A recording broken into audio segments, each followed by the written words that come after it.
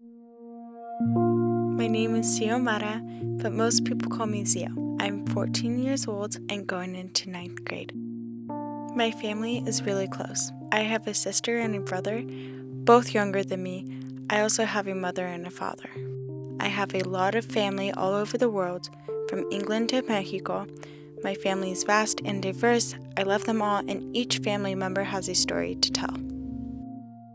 I hear a lot in the news about immigration to the United States. Sometimes I don't understand it all, but I know there is a lot of debate, and sometimes I have heard the president say things about immigrants that are not very compassionate. It makes me feel confused because most of my family are immigrants, and they are good people who want to help the world the best way they can. Not only are many people in my family immigrants, but I also know a lot of other people who are immigrants, family friends, people from my church, and from the camps I go to. Even though I know a lot of immigrants, I'd never really heard their whole story. These are the people in my community. I know these stories do not represent the experience of all immigrants. Each immigrant has a unique experience, and each story deserves to be told.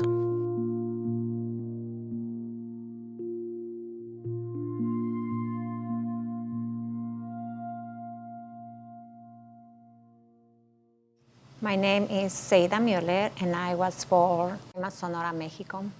My name is Renate Ray Evelyn Meyer. I was born in Cape Town in South Africa. My name is Flower Yan, but my actual Mongolian name is Tsitsiksakhan Chadrabal, and I was born in Ulaanbaatar, Mongolia.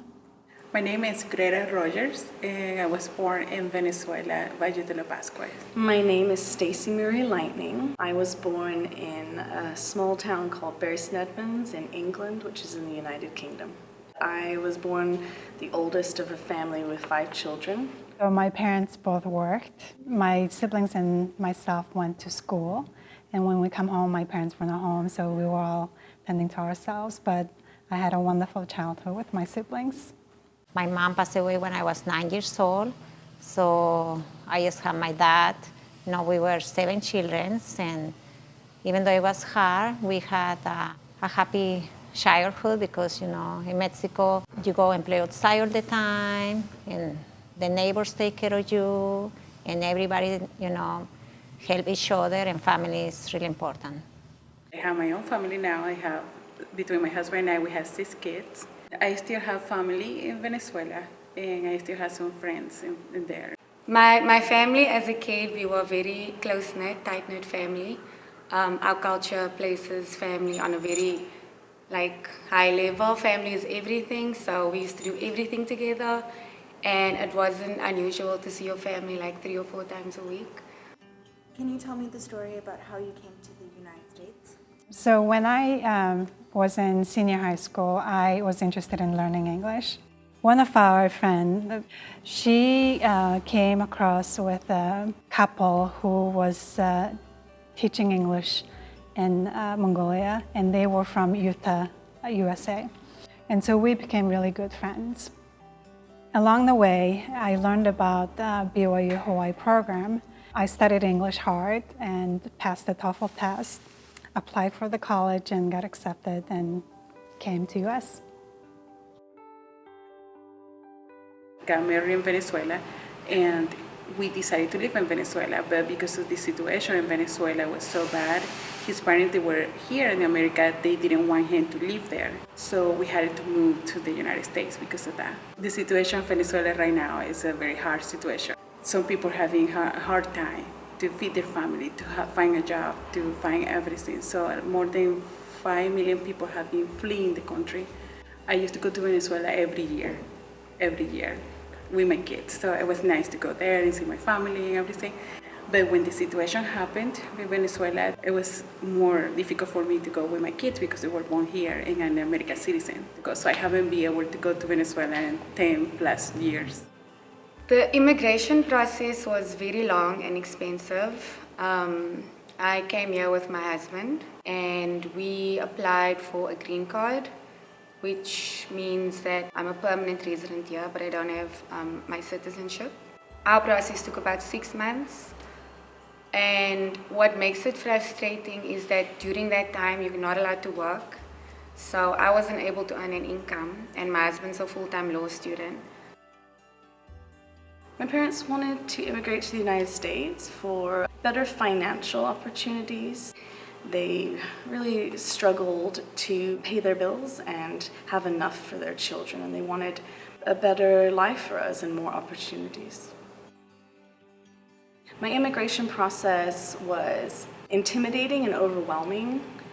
It was expensive for us, but it was also scary because they ask you questions and are trying to see if you are mentally and physically healthy enough. I know my parents were very stressed about that. One of my brothers has some learning disabilities, and they were afraid that if they, found that out, they wouldn't let us come. I came with a visa. While I was visiting here, my sister, I went to a church dance, and that's where I met my future husband. My husband is an immigrant too. He's an immigrant from England, and he told me one thing: you are here to not forget who you are. You are here to grow and to add things to yourself, but also to give things in this country. The hardest thing of being an immigrant for me was the language. It was harder for me because when you had small children, you prioritize change. I had to take care of my family. Because my base language was English, I had an easier time being able to communicate. But it was surprisingly difficult to understand other people in this country and have them understand me when I was younger and my accent was really thick. Sometimes as an immigrant in this country, what I struggle the most with is feeling like an invisible immigrant. It's interesting to see how sometimes people forget that I'm an immigrant because I don't fit this sort of typical picture of what an immigrant is. In my opinion, the hardest thing about being an immigrant is having to listen to the things that people say about immigrants. My own family back home in South Africa have anti-immigrant sentiment. My in-laws have their own opinions about immigrants. I think I enjoy shattering all of those stereotypes, but for a lot of other people, stereotypes it's damaging and it's hard, and we shouldn't have to come to a country and fight against these stereotypes. We should come to a country and just be able to thrive and live. I think at the end, what I want people to take from my story is that we are all human beings, and we need to be able to understand each other and learn from each other and really grow together rather than being adversary to each other. Kindness and an open heart and being friendly can solve as many of the problems in the world that I've come across. And I guess I'd hope they'd learn from my experience what I learned, which is to be a more open, welcoming, brave, and outgoing person. Immigrants are important to our culture. They deserve to build their life and share their story. Having immigrants come to the United States of America expands and improves our culture. It broadens our minds to become more compassionate, empathetic, and learn more about the world. I think being surrounded by people from all around the world has made me a more well-rounded person. I am proud to come from a family of immigrants.